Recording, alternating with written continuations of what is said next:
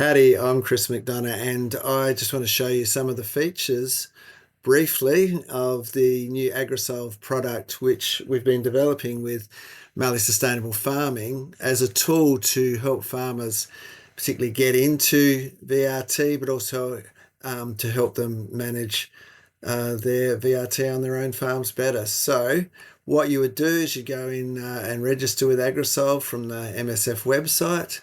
Once you get into it, you would click on this Satellite Explorer and it will take you to where you can then zoom in onto your farm.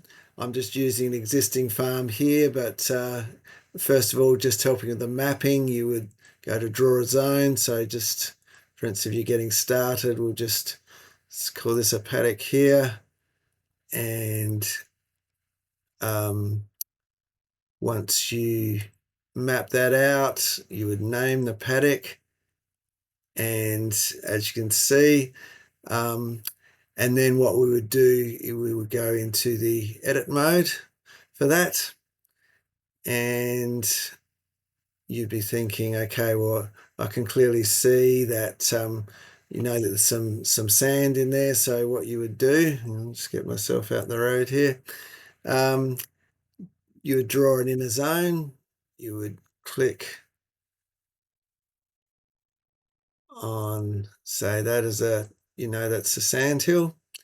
And then the good thing is that this pro this product actually brings in all the soils from back in the soils that were mapped and soil pits done and analysed back in the 90s and 2000s. So it brings you all the local soils that are associated with that farm area so that you can start to choose through some of those as to what you might use to represent each of your zones. So for instance, the farmer might say, well, um, this is the main soil paddock zone. So yeah, that's what's mainly in the paddock and that's what it looks like.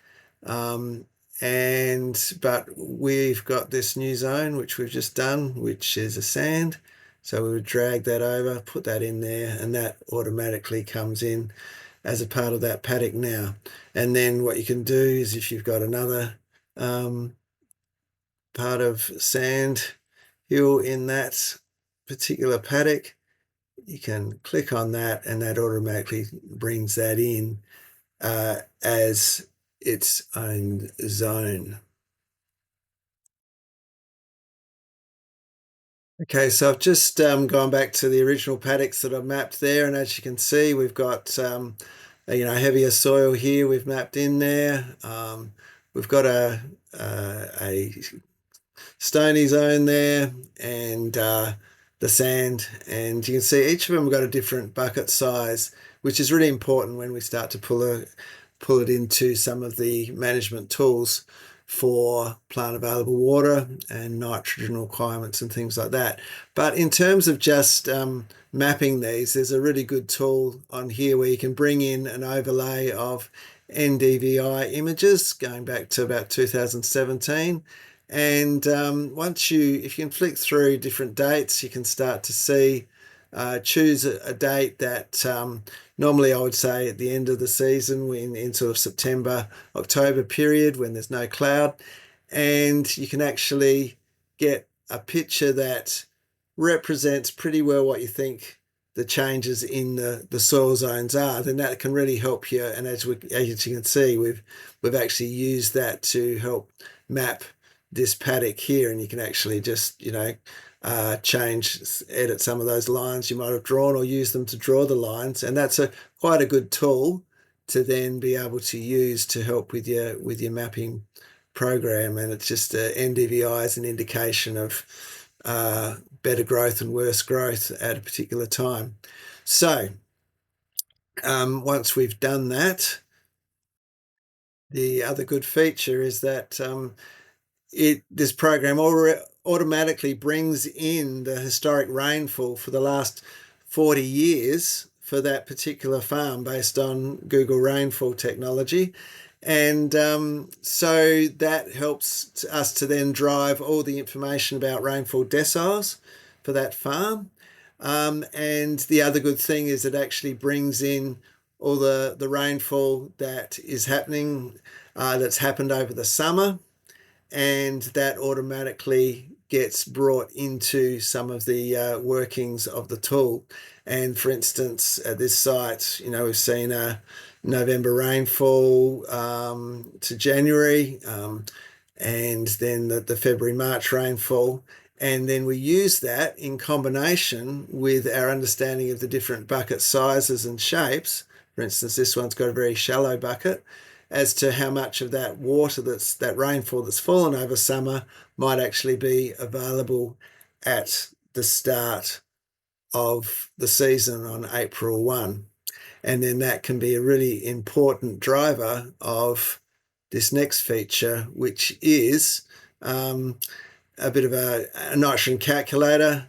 But what it does is it looks at the rainfall, the different zones. And so, for instance, with this one, because we might have, so we've set this up just as an example with the best soil might have had 39 millimeters of stored moisture, whereas your shallow stone might only have 2 millimeters going into a particular season. And your heavy flat might have 15, depending on how much rainfall's fallen, and the deep sand 12. So then that can be a real important driver of the yield potentials for each of those zones, and then that can help lead into the nitrogen requirements to hit those potentials. And this is where you might be starting. It would pull in the rainfall that's happened from April 1st to your seeding time, and then readjust all of those deciles into the information so this is like average would be decile 5 and 6, whereas we're down decile 1 and 2 for these could happen if you'd have a poor finish versus the risk and the opportunity of having a better season. Here's your yield predictions and your nitrogen requirements to hit those. The nitrogen requirements are based on you putting on